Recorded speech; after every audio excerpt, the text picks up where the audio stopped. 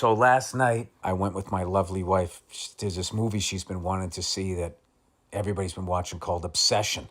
And I go, all right, I'll go see that with you. She goes, just let you know, it's kind of a horror kind of thing. And I'm like, ugh, I don't do well with those movies. You know, I don't know what happened. When I was a kid, I could watch like Friday the 13th. I don't know, somewhere along the line, I just had too many moments in my life where I'm like, oh my God, what's going to happen next? Like from the time I was a kid I don't need to I go to the movies to either watch an incredible story or I go to the movies to watch one guy beat the shit out of 40 people in a bar. Like that's the scope of my cinematic abilities. I don't go there to fucking cause I whatever I go see, I take the fucking ride.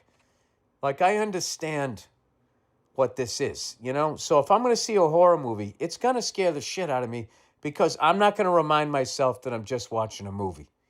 Because there is this thing with people who watch horror movies. That movie didn't even scare me at all. Oh, it didn't in the comfort of your own home when you watched it or the fucking movie theater? Because you didn't take the ride. You missed the whole point of it. Oh, in defense of you, unless it did suck. But I'm just saying, generally speaking, it's kind of like, you take NyQuil. You can fight it off if you want to.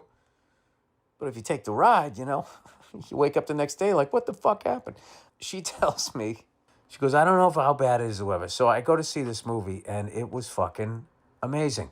First of all, Andy Richter was in it. And that guy, I can't even count the amount of times that guy saved my ass on Conan's talk show. Always was there. If whatever I did started to bomb, he always jumped in and always had a good line, always helped me out. So I love that guy.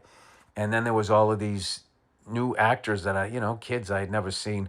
The lead who plays Nikki Freeman, I'm going to fuck up the name. I think it's Indy Navarrete. Oh my God. The amount of emotions that she had to show and did was fucking incredible. Michael Johnston, Megan Lawless, and Cooper Tomlinson, all of them were amazing. And then there was this guy that I loved, Darren Tunder. I hope I said his name right. He had a fucking great scene. Another one. I'm looking at all the names here. Haley Fitzgerald was great. They just were fucking great.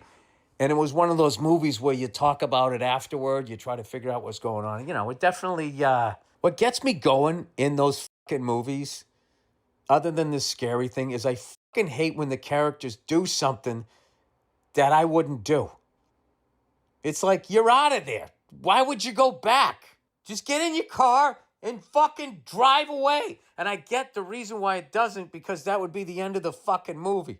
So I'm sitting there and the whatever the danger is, I'm not going to, no spoiler here, I'm not going to ruin it. The person gets out of it and then fucking goes back to where the danger is. And it's like, Jesus fucking Christ. I could finally fucking breathe. What are you doing going back there? But there's so many different themes that are going on in this movie. And, Nee and I the next day were looking up reviews of it. And overall it was positive. And one person was saying that, there was a lot of stuff that wasn't explained. And it's like, well, that's kind of the fun of a movie. Like, for me anyway, one of the things I fucking hate the most is when a movie just leads you around by the nose and you're supposed to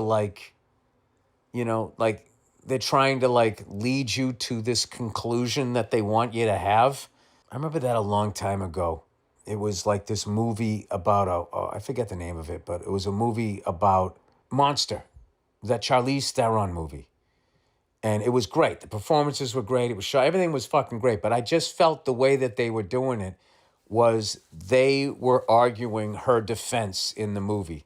That she was not actually a bad person. That the reason she was the way she was because she was abused by men. Therefore, in a way, she was justified for what she was doing. They just steered in it too hard. That was my only complaint about that movie. And then what was funny was I looked up the real person and they admitted that they were just saying all of that shit so they wouldn't get the fucking electric chair. She was like, the real person was going, I was doing the lies. But also, in defense of that movie, I was a really walled off psycho that had a lot of issues with women. which was why my act was the way it was back then. And it was like, and all of the shit that I was saying about women, I didn't really believe that. I was saying that because I thought that that's how you were supposed to be as a guy. Like, oh, fuck these chicks. I was doing all of that shit because, in my head, I was secretly like, no, I want to find love and I want to be married and have a family. I just don't know how to do it because I'm a walled off psycho. And rather than facing that part of me, what did I do as a young man? Oh, I'll just blame what I really want and I'll act the opposite of what I really am. It's just, the dumb shit you do when you're younger. So I should probably watch that movie again. Anyway, so long story short is we saw it and we had a great time. And also, what I think is cool is I think the person who directed it is only like 25 or 26 years old. So, and they made a hit movie. How fucking great is that?